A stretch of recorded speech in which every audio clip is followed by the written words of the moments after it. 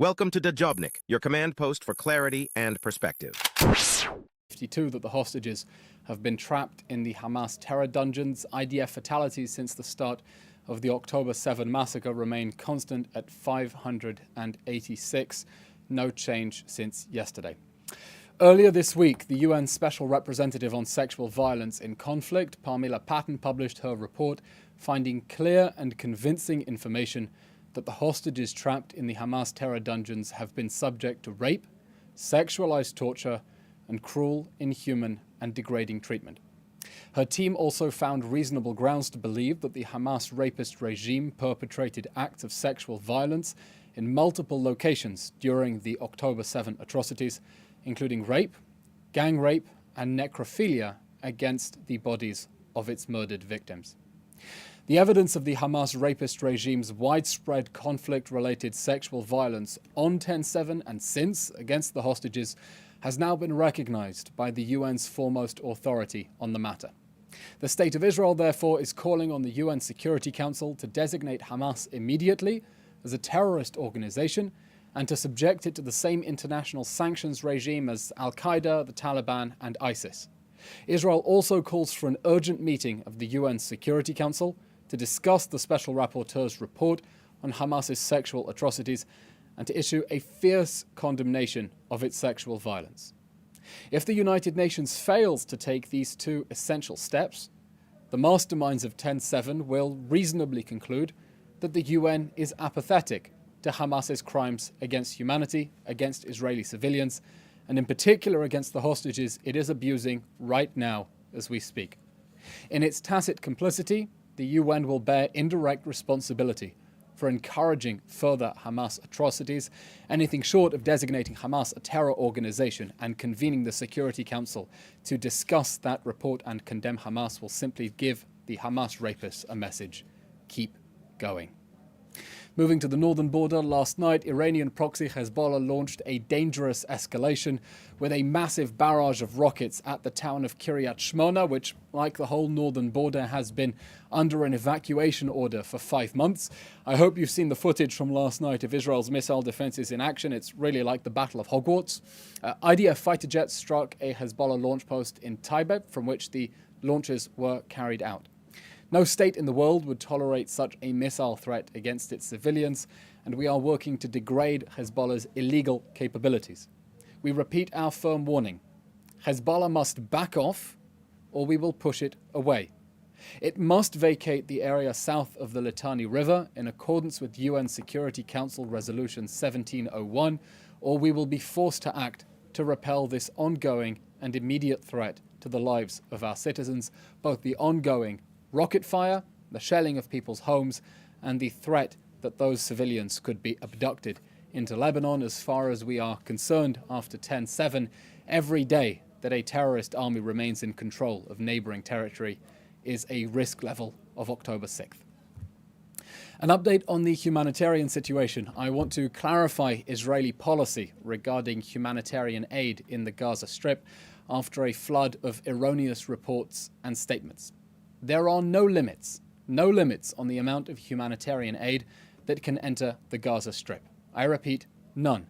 In fact, Israel is encouraging donor states to send as much food, water, medicine, and shelter equipment as they wish, and we will facilitate its entry into the Gaza Strip. Over the past 2 weeks, an average of 102 food trucks have entered Gaza every day, and that's nearly 50% more than before Hamas started this war on October 7th. I'll repeat, more food trucks are now entering the Gaza Strip than before the war. Just yesterday, 2,735 tons of food entered the Gaza Strip, amounting to nearly 3 pounds of foodstuffs per person, and that's before the flour is baked into bread, and that does not include the airdropped supplies as well. By the way, it's a common misconception that before Hamas declared war, there were 500 aid trucks entering Gaza every day. That's simply not true. There were around 500 trucks, and they included industrial supplies and construction materials, which for obvious reasons are not entering the Gaza Strip now. There are no limits on incoming aid, and in fact there is excess capacity at the Israeli crossings, both Kerem Shalom, where goods enter Gaza directly, and Nitzana, where they are inspected before going on through Rafah. Israel's crossings are able to scan 44 trucks an hour combined. They are being underutilized by donor states at the moment. And the best evidence of that excess capacity is that last week we hit a record 277 aid trucks a day, with 255 entering yesterday. So what's the problem, and why do we have this misleading, this misperception that Israel is somehow restricting aid into Gaza? The problem is distribution. The UN is struggling to distribute aid at the pace that Israel is letting it in. And the reason is that the UN relies on UNRWA, which is a Hamas front. That is why aid is piling up undistributed on the Gazan side of the crossing. And that is why Israel has been working on new strategies together with the private sector inside the Gaza Strip to get aid to the people who need it, while making sure that Hamas cannot steal it. Just this morning, over a dozen food trucks made their way to northern Gaza in coordination with Israeli authorities. The sad truth is that the UN is failing to distribute aid because it relies on Hamas front UNRWA to distribute it and on Hamas for protection. In fact, I was shocked to see the statement from Mr. Satterfield at the UN State Department just last week. I think the first time that foreign officials have admitted that until now, the United Nations has been relying on Hamas protection. Of course, that's letting the fox into the chicken coop when we know that Hamas is stealing aid. The international officials pointing the finger at Israel are trying to scapegoat Israel for the UN's own failure, while Israel is urging the UN to activate more effective aid agencies, rely on alternative distribution mechanisms, and urging foreign states to send as much aid as they want.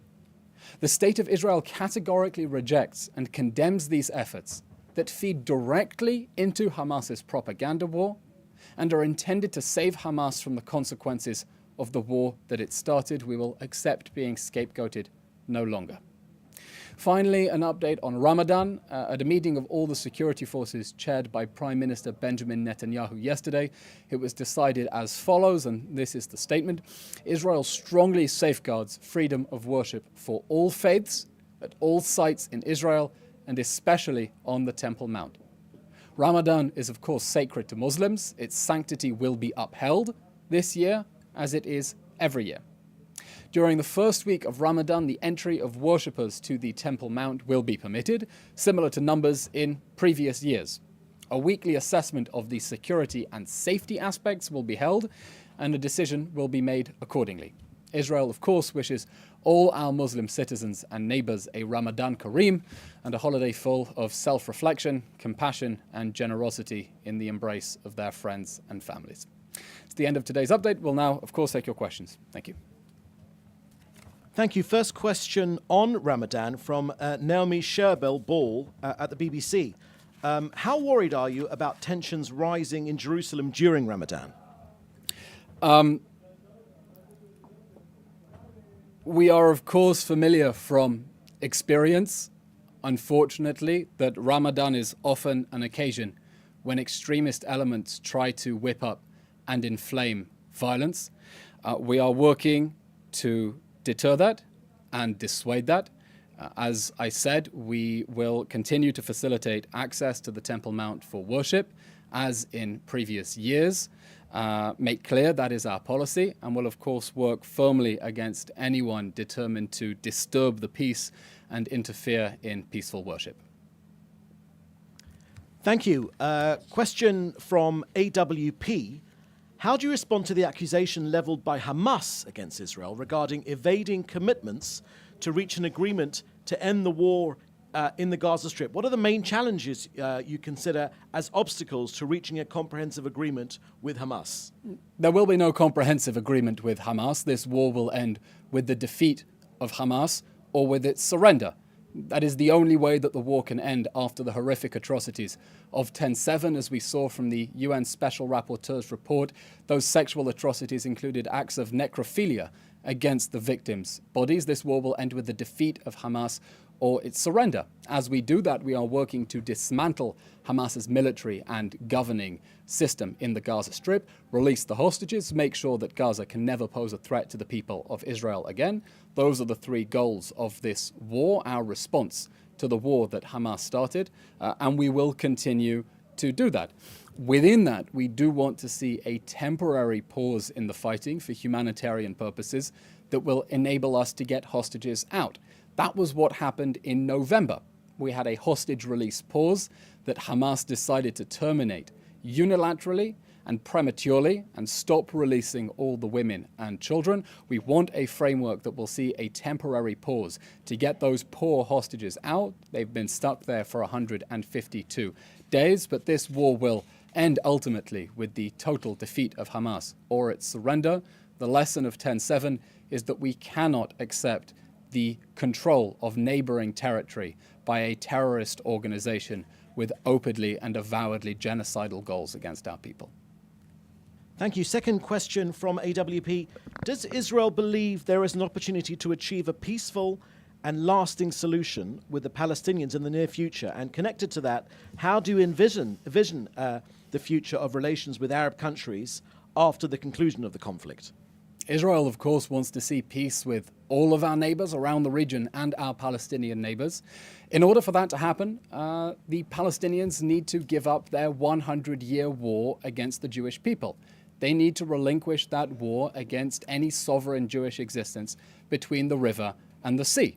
The Prime Minister has been clear with his 3D vision for peace with regards to Gaza that the prerequisites for peace are the destruction of Hamas, the demilitarization of Gaza, and the de-radicalization of Palestinian society. We cannot have another generation of Palestinian children being brought up on a diet of jihad and indoctrination, being taught to embrace violent struggle against Israel instead of embracing a future of peace with it.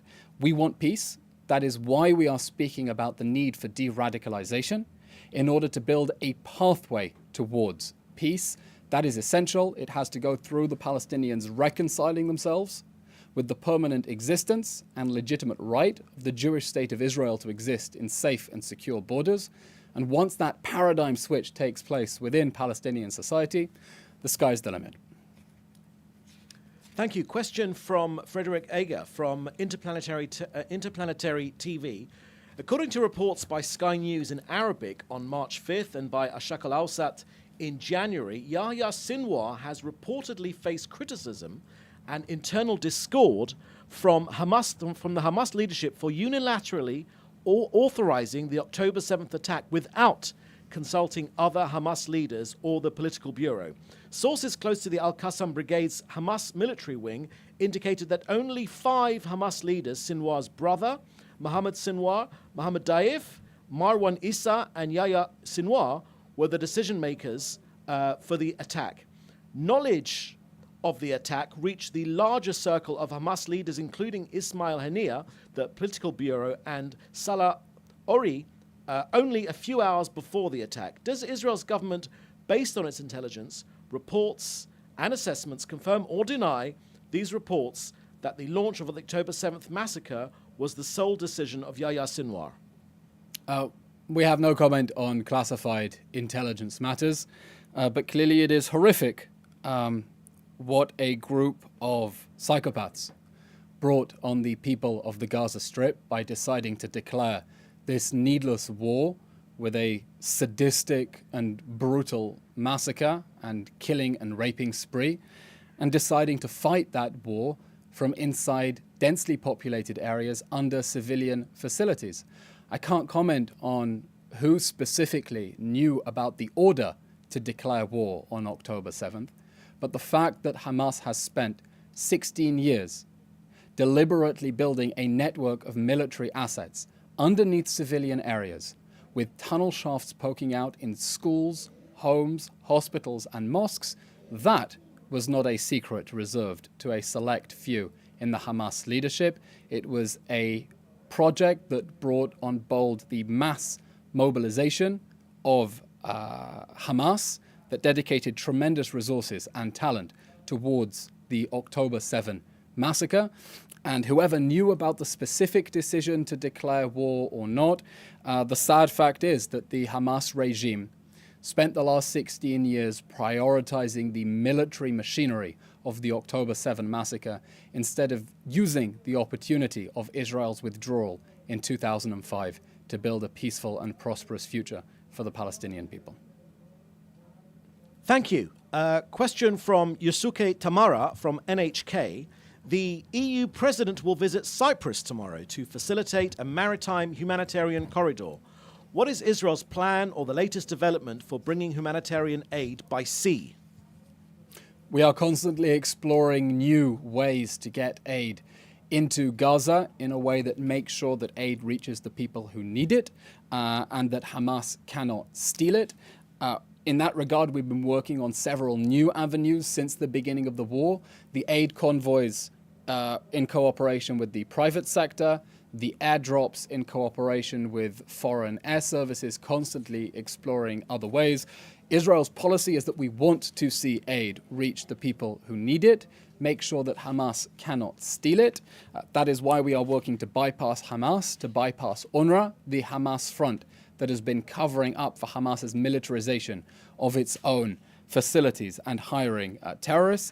But as for the specific question of the maritime corridor, I have no immediate update on any latest developments. Thank you. Question from Melanie Lidman at AP. Is there any update on permits for Palestinians from the West Bank so that they can enter Jerusalem for worship during Ramadan? Melanie, no, I have no particular information about access for Palestinians from Judea and Samaria. As I said, following the meeting that the Prime Minister chaired with all elements of the security forces, it was decided that during the first week of Ramadan, the entry of worshippers to the Temple Mount will be permitted, similar to numbers in previous years, and there will be a follow-up weekly assessment to take consideration of security needs and public safety concerns. Thank you. Question from Sean Dakin at The Independent. David Cameron has said that the UK's patience is running thin with respect to aid arriving into Gaza. This suggests it's not moving fast enough. Can more be done to ensure protesters are not hindering aid crossing the northern borders with Israel? Israel's policy is that we want to see aid enter Gaza to reach the people who need it and make sure that Hamas cannot steal it. That is why the amount of aid going into Gaza has increased, reaching a record 277 trucks just the other day, facilitating the operation of 20 bakeries inside Gaza. That's doubled in the last 2 weeks, providing 2.5 million loaves of bread and pita for people inside Gaza. Of course, whenever anyone tries to interfere with the implementation of that policy, that will be dealt with.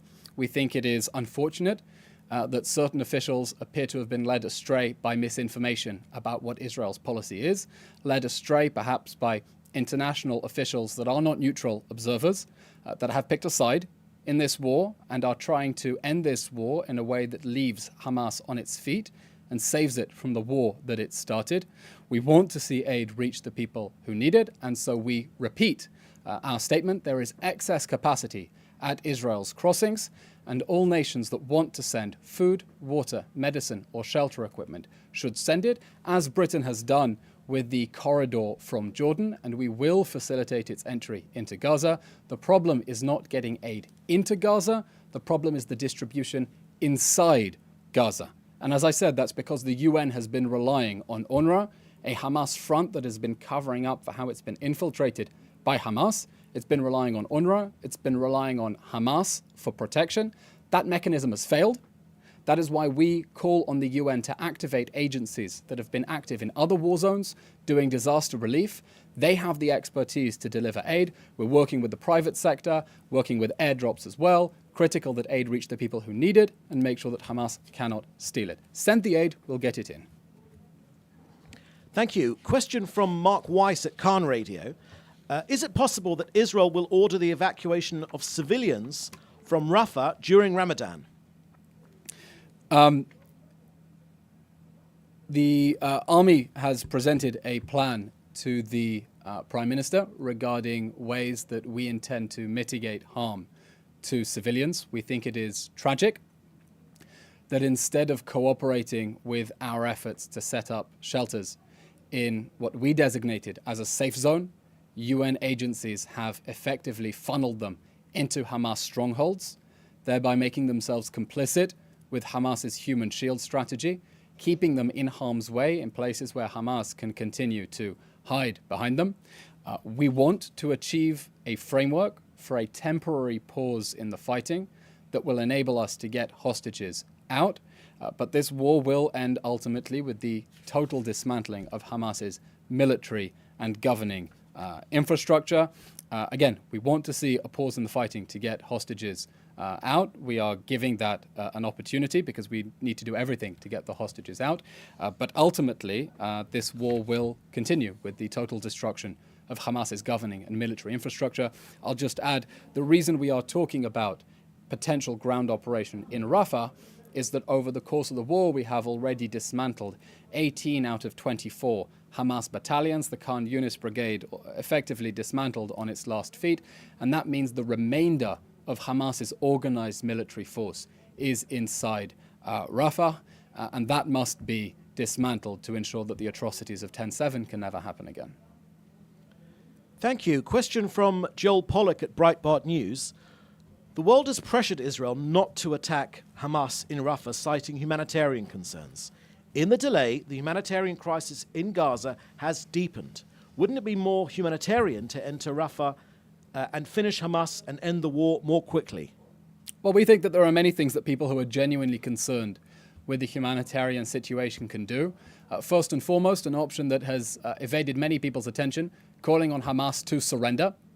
If Hamas lays down its arms, turns over its war criminals and releases the hostages immediately, this war can end tomorrow and we can begin a process of de-radicalization and peaceful reconstruction. That is what anyone concerned with humanitarian issues should do. As I said previously, in relation to UN officials pressuring Israel not to move against the remaining 4 Hamas battalions, they have a choice that they can make. Do they want to try to save Palestinian civilians, or do they want to save Hamas? They cannot save Hamas from the war that it started on 10/7, but there is a great deal that they can do in order to mitigate harm to civilians who are suffering from this war that Hamas brought on them. And we urge them to cooperate with efforts to get civilians out of harm's way, as they know full well, and people in Gaza know full well, Hamas declared this war, and our response is a war against Hamas, not against the Palestinian people, not against the people of Gaza. Thank you. Second question from Joel Pollack at Breitbart News. On Gaza aid, can you clarify, is the poor performance of UNRWA in distributing aid a result of UNRWA's own incompetence, or is it a result of Israel's actions, including an effort to shut down the organization? UNRWA was doing a cataclysmically bad job of distributing aid even before the recent revelations that over a dozen UNRWA staff took part in the October 7 massacre, and that the whole organization is riddled with Hamas and Islamic Jihad operatives. And the reason is, UNRWA is not an aid agency. It's not an aid agency. Its main job is to provide education, healthcare, and welfare services to Palestinians in Gaza, to those falsely classified as refugees, 4th, 5th generation refugees, using a different definition from the UN agency, but we'll put that to one side. But its job on October 6th was not to be an aid distribution agency in a war zone. The UN has those mechanisms, and the agencies on the ground that have been doing that have been doing a better job than UNRWA, which has been covering up for Hamas's theft of aid, covering up for Hamas's militarization of its own facilities, covering up for the way that Hamas has infiltrated its organization. Moreover, we know that UNRWA has been relying on Hamas for protection of the convoys. This was something the State Department spokesman said just last week, that one of the reasons in the US assessment that UNRWA has been failing to do a bad job is because Israel has been targeting Hamas, and because UNRWA was relying on Hamas to secure those convoys. So that is why we are urging the UN to activate other mechanisms that are not in cahoots with, complicit with, in bed with terrorists. They have experience in other war zones getting and distributing aid and doing disaster relief. Those mechanisms have to be implemented. And from the private sector convoys to the airdrops in northern Gaza, we are continually exploring new efforts to get aid to the people who need it and make sure that Hamas cannot steal it. Thank you. Question from Hannah Julian at the Jewish Press.